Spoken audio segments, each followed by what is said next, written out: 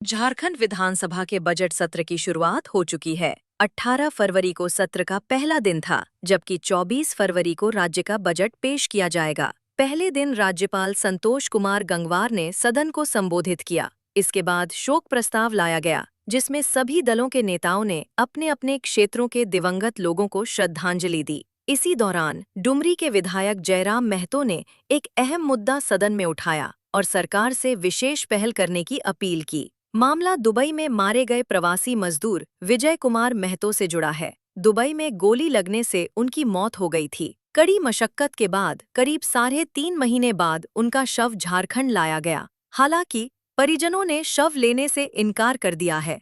उनका कहना है कि विजय कुमार महतो की मौत कंपनी परिसर में हुई, इसलिए उन्हें मुआवजा मिलना चाहिए। परिवार का आरोप है कि इस दिशा में सरकार की ओर से अब तक कोई ठोस पहल नहीं की गई है। इसी विरोध के चलते विजय कुमार महतो का शव रांची के विम्स अस्पताल में रखा हुआ है।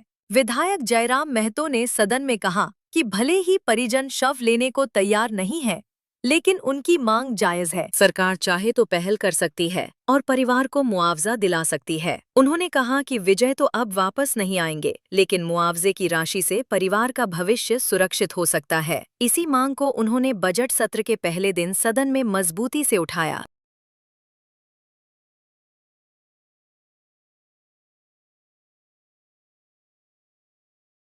मैं पुनः एक बार दोहराना चाहूंगा अध्यक्ष महोदय, विजय कुमार महतो जिनका गोली लगने से सऊदी अरब में मृत्यु हुआ था, 4 महीने के बाद उनका डेड बॉडी वापस आया है, लेकिन परिजनों ने डेड बॉडी लेने से मना कर दिया है और वो भी डेड बॉडी रांची रिम्स में पड़ा है। मैंने उनसे बातचीत किया, क्योंकि मैं उनके परिवार, उनके जो बड़े अंकल हैं उन्हीं के यहाँ मैं किराए पे रहता हूँ, तो मैंने उनसे बातचीत किया कि इसमें सरकार ने तो सहयोग किया है, चूंकि ये गोली लगने का मामला है और अलग है।